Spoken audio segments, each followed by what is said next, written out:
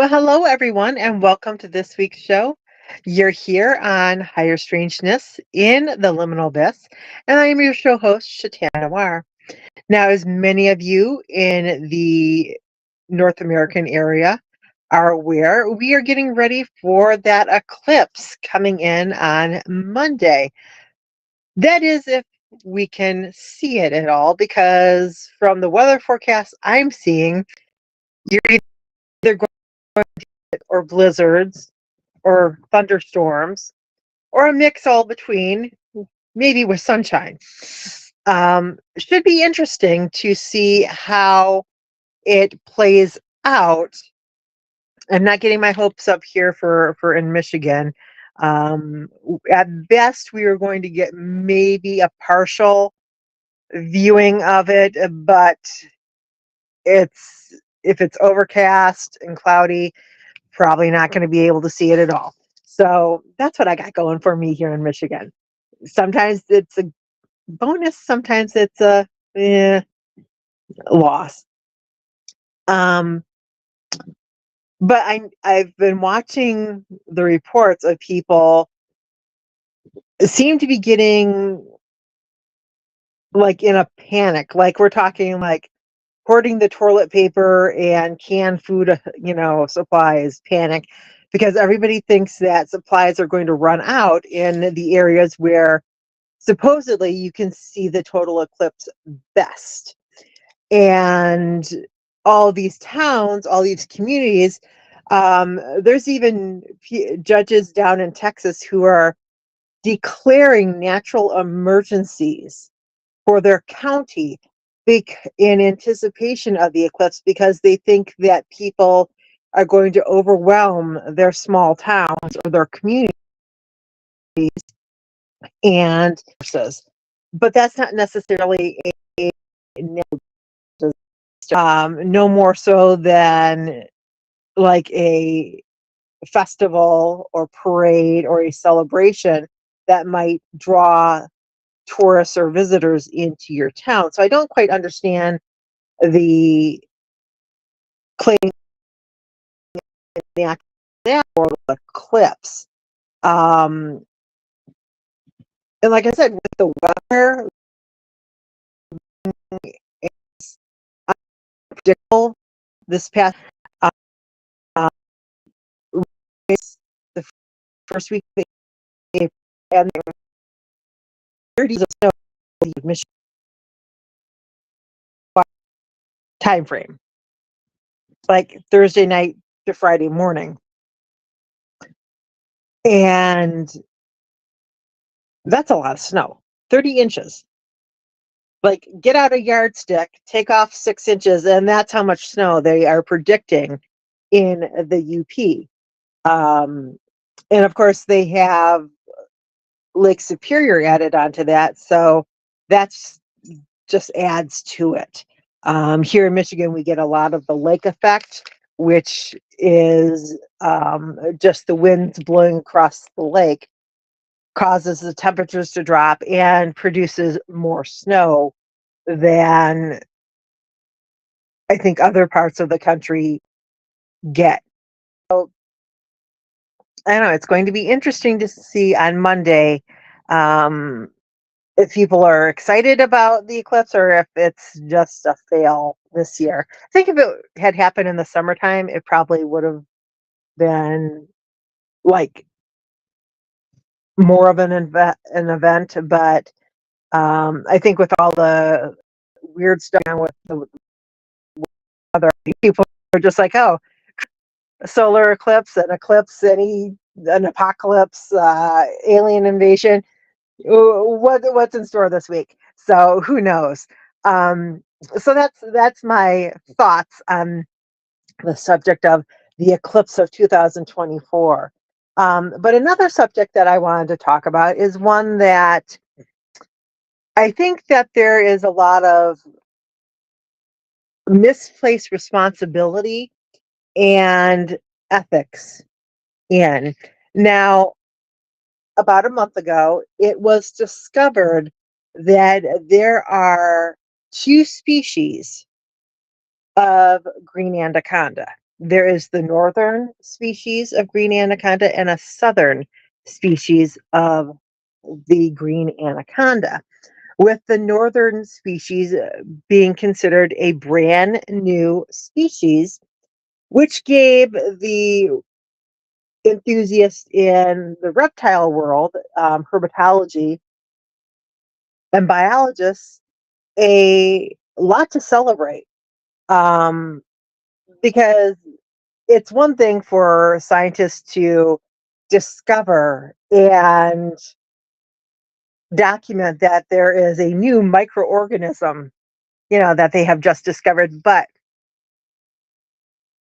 the specimen that they found near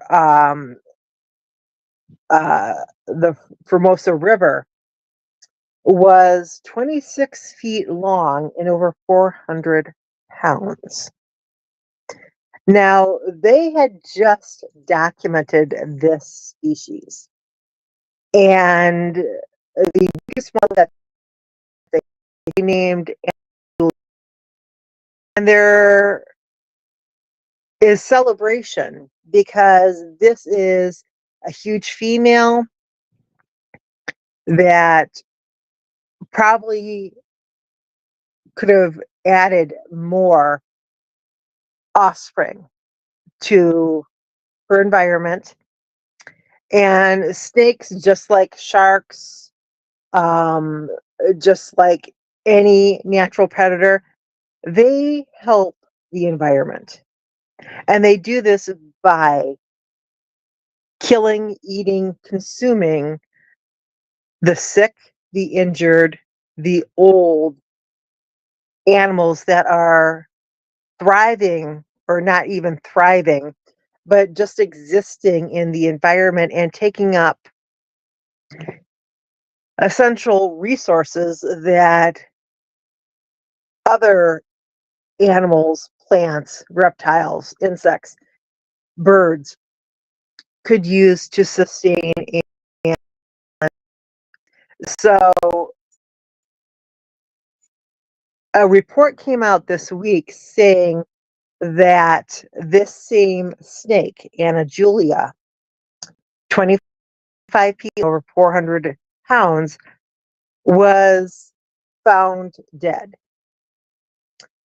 from apparent gunshot wounds, which means somebody deliberately went to her location where the scientists found her and killed her.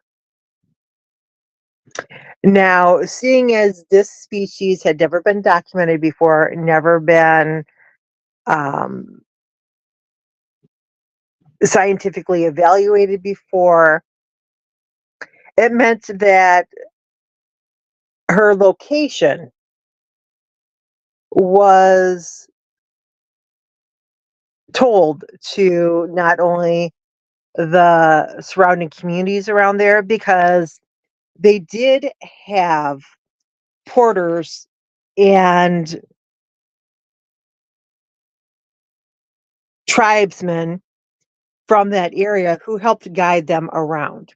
Now, unfortunately, what will happen is there is a lot of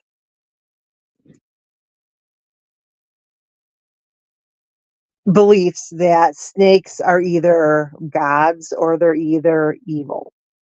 A lot of folklore, a lot of myths, and my take on it is that someone decided that instead of letting her exist in her environment, they just decided that they were going to let fear guide them, and they went and killed her. Now,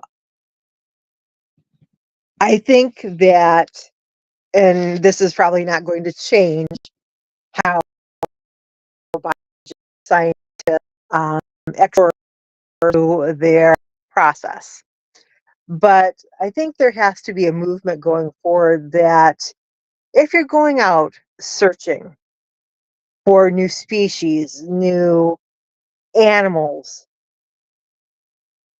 there has to be safeguards put in place that whoever's helping guide you, whoever is going along on this expedition, does not be to the local populations of the existence of these creatures, because once people see either a an animal as it being make a profit off of, or they see something as a threat, no matter how minimal it is to them, they will seek that animal out and they will either kill it or they will collect it and try to sell it into the pet trade, which means inevitably the animals will be shuffled around, probably killed in the process, transported, and instead of being in their natural environment and their natural placement in the world, we as humans disrupt that. And so I think there needs to be a movement going forward that when new species are discovered, it is not revealed to the whole wide world until there are safeguards in place to protect that species. Um, because it's just become so rampant and apparent that you cannot trust humans to leave things be and not destroy. And taking any species out of its natural habitat causes a adverse effect to that ecosystem and that habitat. When you take out a predator or a prey item from its natural living environment, there's nothing really to fill that gap. And so you see a decimation of either the predator population because all of its prey are gone, or you see an overwhelming population of the prey because the predator's gone. Infestation, like in Australia, um, they were having a huge issue with the rat populations. And why is that? Because they didn't have enough snakes and at time to eat all those. Why? Because humans came through and they killed as many of the snakes as they could find because the snakes were deadly and they saw them as a threat. When really the snakes are just doing what snakes do. They eat, sleep, drink, sunbask, and make more little, like the famous Jaws saying goes, all this creature does is eat, sleep, and make baby sharks. That's true of any species on the planet. Humans, mammals, birds, fish, insects, reptiles. That's what we all do, but they have to be allowed to do it in their ecosystem and without harassment from the very people who discover it and then don't protect it. It's great and wonderful that scientists, biologists find these new species. It's thrilling. But then there's also has to be a acceptance that once you find and reveal that this species exists, there has to be a knowledge base that says, okay, now that we've revealed this to the world, how do we safeguard this species so that it doesn't become under threat from humans? I don't know. Those are just my feelings. Um, and it would be interesting to see what other people think about that.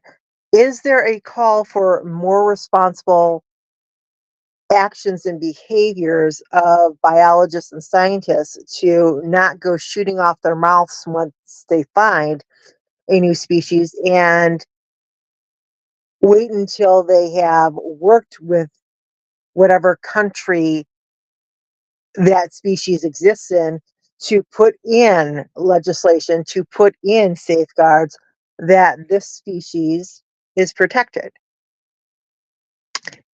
It's something for all of us to think about if we want to preserve this planet and all the species on it. But those are my thoughts. And until next week, go out there and explore this world and stay curious out there.